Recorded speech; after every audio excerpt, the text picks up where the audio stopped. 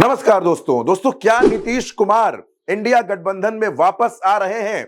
क्या नीतीश कुमार इंडिया गठबंधन की कमान संभालेंगे और क्या अब इंडिया गठबंधन के सर्वेसर्वा नीतीश कुमार होंगे? नमस्कार दोस्तों, ये सवाल तीनों बड़े अहम हैं और इन सवालों की चर्चा बहुत ज्यादा हो रही है। लेकिन सबसे पहले थोड़ा सा पीछे चलते हैं।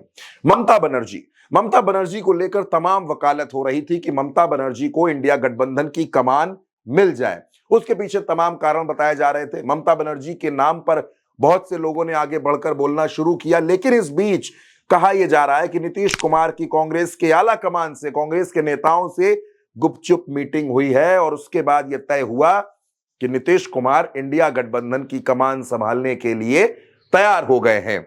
और इस बात पर भी सहमति बनाई जा रही है कि तेजस्वी यादव को बिहार सौंपा जाए और नीतीश केंद्र की राजनीति करें।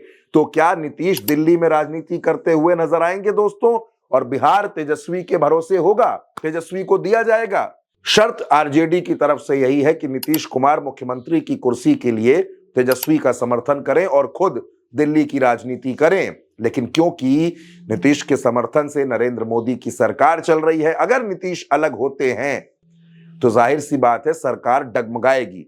मैं ये नहीं कह रहा कि सरकार गिरेगी, लेकिन सरकार डगमगाएगी, क्योंकि दोस्तों 12 सांसद तो नीतीश कुमार के हैं ही। खैर, नीतीश कुमार अगर एनडीए से अलग होते हैं तो सबसे पहले बिहार में सरकार गिरेगी। नीतीश और तेजस्वी अगर मिलकर चुनाव लड़ते हैं, साथ में कांग्रेस भी मिल जाती है, तो भारतीय जनता पार्टी के लिए 25 से 30 सीटें जीत पाना भी बिहार में दूर की कौड़ी हो जाएगा, यानी बिहार की सत्ता चली जाएगी। अब दिल्ली में नीतीश हटेंगे तो नरेंद्र मोदी कमजोर होंगे। जो आंकड़ा 293 का एनडीए के पास है वो 281 रह जाएगा। और फिर दोस्तों चंद्रबाबू नायडू के कंधों पर सब कुछ आ जाएगा, क्योंकि फिर अगर चंद्रबाबू नायडू अलग हो गए तो नरेंद्र मोदी की सरकार फौरन गिर जाएगी। नीतीश कुमार अगर कमान संभालते हैं, अगर वो इंडिया गठबंधन में आते हैं दोस्तों, तो ये इंडिया गठबंधन के लिए एक बड़ी बात हो सकती है। एक तरीके से आप ये कह सकते हैं कि मास्टर स्ट्रोक हो सकता है, क्योंकि दोस्तों नीतीश कुमार लंबे वक्त से बिहार के मुख्यमंत्री हैं। नीतीश कुमार जिस जाति से, जिस बिरादरी से ताल्लुक रखते हैं, उसका वोट बैंक सिर्फ बिहार में नहीं बल्कि उत्तर प्रदेश में भी है, महाराष्ट्र में भी है, देश के अलग अलग राज्यों में है।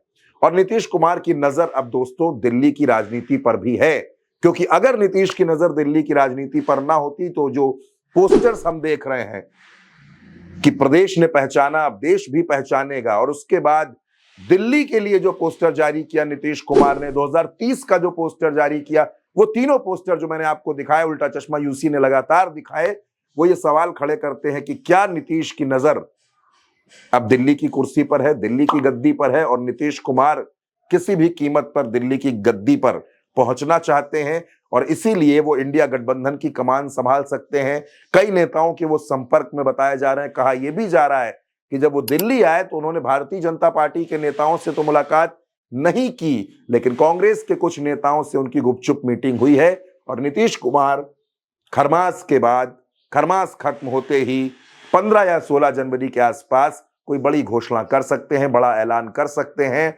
उधर तेजस्वी भी कह रहे हैं कि बिहार में नई सरकार आ रही है, लालू प्रसाद कह रहे हैं कि बिहार में नई सरकार आ रही है, और इधर नीतीश कुमार को लेकर लालू का बयान भी आ गया है कि नीतीश के लिए दरवाजा खुला है। तो क्या नीतीश कुमार इंडिया की कमान संभालेंगे? और अगर नीतीश कुमार इंडिया गठबंधन की कमान संभालेंगे तो एनडीए के लिए कितनी मुसीबतें बढ़ने वाली हैं दोस्तों।